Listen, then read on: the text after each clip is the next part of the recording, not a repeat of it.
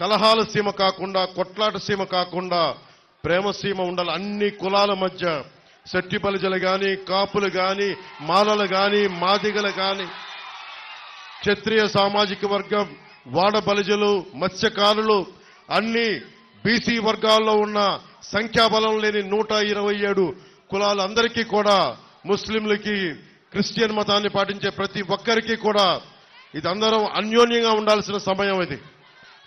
ఇందాక 4 దశాబ్దాల రాజకీయ దురంధరుడు మన తాడేపల్లిగూడెం సభలో చెప్పాను. క్లేమోర్ మైన్లు ఆయన వెళ్తున్న బండిని లేపేస్తే కింద పడి చొక్కా దులుపుకొని ఏమాత్రం భయం లేకుండా మళ్ళీ ముందుకెళ్లి దశాబ్దాల పాటు రాజకీయాన్ని నడిపిన ఒక రాజకీయ దురంధరులు శ్రీ చంద్రబాబు నాయుడు గారు. అలాంటి వ్యక్తి ఈ రోజున మేమందరం కలిసి ఎందుకు వచ్చాం మీ ముందుకంటే, ఇది నిన్న సభలో కూడా చెప్పాను, ఒక దేహానికి ఒక రక్తనాళం సరిపోదు, ఒక దేశానికి ఒక నది సరిపోదు. త్రివేణి సంగమం లాగా భారతీయ జనతా పార్టీ, తెలుగుదేశం, జనసేన, ఆంధ్రప్రదేశ్ 5 కోట్ల మంది ప్రజల్ని కాపాడడానికి త్రివేణి సంగమం లాగా మేమందరం కూర్చొని మీ భవిష్యత్తు కోసం అండదండలుగా ఉండాలని చెప్పే ఈ అలయన్స్ ని ఏర్పాటు చేశాం. మీకు భవిష్యత్తులో ఉపాధి అవకాశాలు కానీ, ఉద్యోగ అవకాశాలు కానీ, ముఖ్యంగా మన 2.5 లక్షల హెక్టార్లు ఉన్న ఇక్కడ ఉన్న విశాలమైన కొబ్బరి తోటల్లో కనీసం ఒక కోకోనట్ బోర్డు ఇప్పుడు దాకా మనం ఏర్పాటు చేసుకోలేకపోయాం. అంబాజీపేటలో కొబ్బరి పరిశోధన కేంద్రం ఉన్నా కానీ మన కేరళ తరహాలో లేదా తమిళనాడు తరహాలో దాన్ని అత్యాధునికమైన మనకి దీంతో పరిజ్ఞానంతో కావాల్సిన పరిశ్రమలు నెలకొల్పలేకపోయాం. అలాగే కోనసీమ రైతాంగం క్రాప్ హాలిడే ప్రకటించింది. ఇలాంటి దుస్థితి రాకుండా మా ఎన్డీఏ కూటమి, తెలుగుదేశం, జనసేన, భారతీయ జనతా పార్టీ కూటమి రైతు కన్నీరు తొడిచే కూటమి అవుతుంది మనస్ఫూర్తిగా తెలియజేసుకుంటున్నా.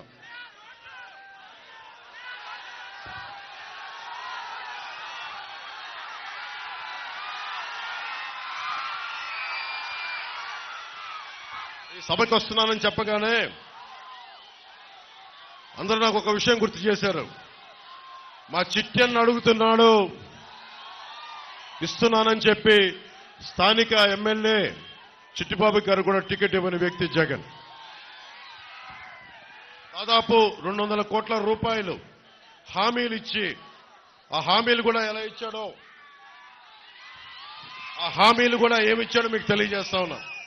2021లో ఆగస్టు 16వ తారీఖున ఈ నియోజకవర్గానికి వచ్చి నాడు నేడు పనులు 2వ దశను ఇక్కడి నుంచే మొదలుపెట్టినప్పుడు రాష్ట్రంలో ఆ పనులు ముందుకెళ్లలేదు, అరాకొరగా చేసి ఆపేశారు, బిల్లులు ఇవ్వడం లేదని. ఆ సభలో ఇచ్చిన హామీల్ని మీ దృష్టికి తీసుకొస్తున్నా.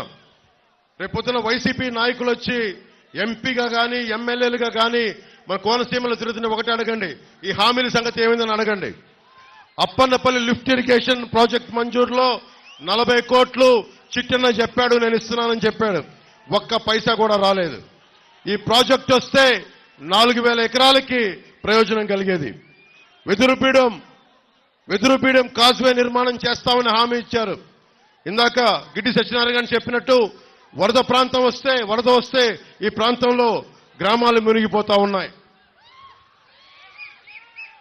దానికి 25 కోట్లు బడ్జెట్ మంజూరు చేస్తామని చెప్పి వాటిని కూడా పక్కన పెట్టారు.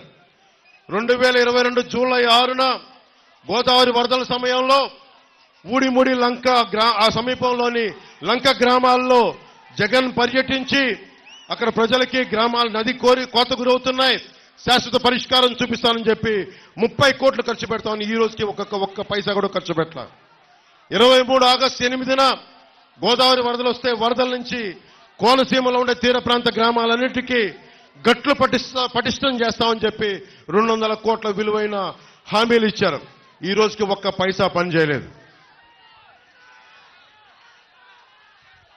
దేవుడు వరమిచ్చినా పూజారి వరమేమో లేదన్నట్టుగా గెయిల్ పరిశ్రమ సోషల్ రెస్పాన్సిబిలిటీ కింద అగ్నిమాపక కేంద్రం కావాలని చెప్పి ప్రజలందరూ కోరికితే ఫైర్ ఇంజిన్ కొనిచ్చారు, కానీ ఈ రోజుకి సిబ్బంది లేదు, బిల్డింగ్ లేదు. ఇలాంటి ప్రభుత్వం మనకి కావాలా? ఆంధ్రప్రదేశ్కి కావాలా? లేదా మీకు ఉద్యోగాలు ఇవ్వని ప్రభుత్వం, ఆడబిడ్డలకి భద్రత లేని ప్రభుత్వం, ధరలని గిట్టుబాటు ధర, రైతాంగానికి గిట్టుబాటు ధర ఇవ్వని ప్రభుత్వం. ఈ ప్రభుత్వం కావాలా లేదా అనేది మీరు ప్రతి ఒక్కరూ ఈరోజు ముందు కాకుండా ఇంటికి వెళ్లి మీరందరూ ఒక సమాలోచన చేసి మీరు నిర్ణయం తీసుకోండి.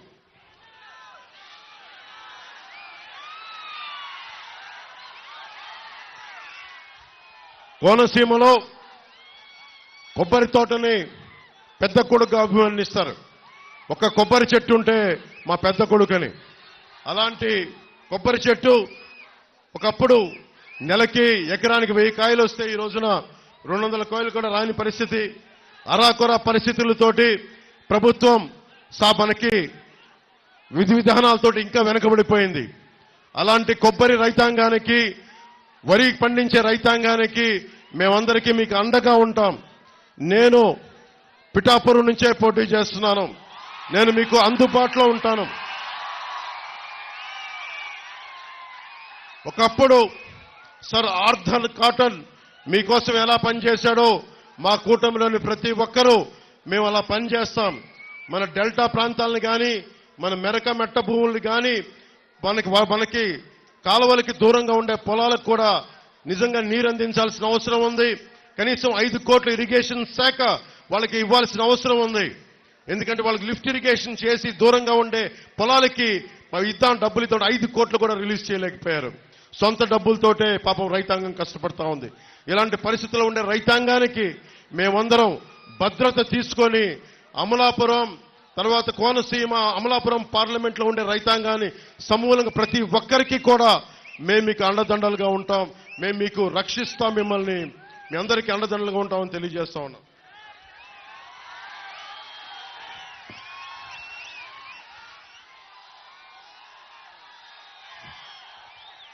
నా దృష్టికి ఇంకొక విషయం వచ్చింది. ముఖ్యంగా గంగా బోండాలు అంటారంట. చాలా పెద్ద ఎక్కువ నీళ్లు వస్తాయి. అలాంటి గంగా బోండాలు ఏ కోనసీమకు అయితే ఉద్దేశింపబడిందో ఆ గంగా బోండాల రకం మొక్కలు ఇక్కడ దొరకట్లా. ఎక్కడ